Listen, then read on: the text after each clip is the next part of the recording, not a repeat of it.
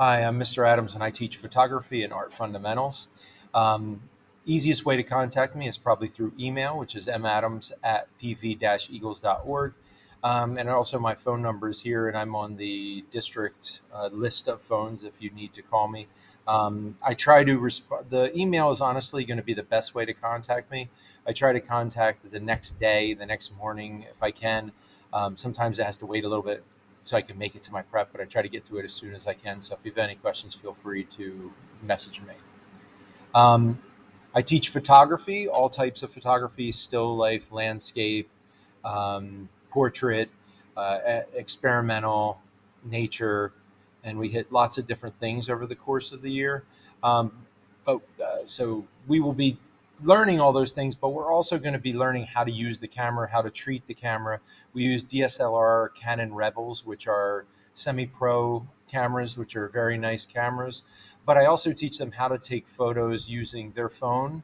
So anything that they have, whether it be a smaller camera, a larger camera, they should be able to uh, construct a good photo based on what I teach them there in class. I also teach art fundamentals, which is basically a basic fine art class.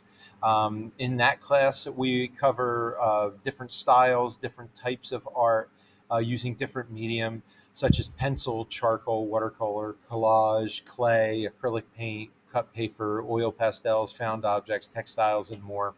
And we work on a lot of different styles, a lot of different movements in art. We learn a little bit about the history. We learn about the elements of art and how to do it. But it is more of a basic fine art. Now, the way that I grade in both of my classes is going to be the same. Number one, we've got major assessments, which is worth the most at 60%. This is the final projects that are a result of all the work done for a unit. It's really important they do this work in class because in most cases it's stuff that they can only do in class. For photography, they have the cameras here, which they're not able to take outside of class. So it's important that they work on those inside of class so they can do it. On in the art class, it's using supplies that you may not have at home. Plus, I like to be there to kind of help them along when they work on it. So major assessments are things that are done right here in class. But it is the culmination of everything we do for an entire unit put together, and it's basically showing me that the kids know what they're doing. Um, for minor assessments, which is 30% of the grade, this is going to be all the small pieces that lead up and contribute to the completion of that final project for that unit. So whether it be a group of pictures that they're showing me for photography, or it could be that they're working on sketches.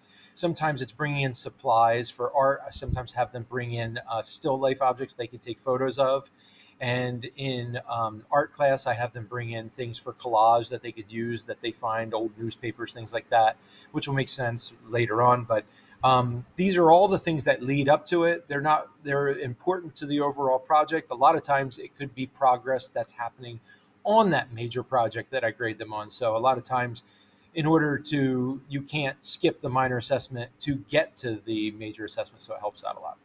And finally, we have homework, which is 10% of the grade.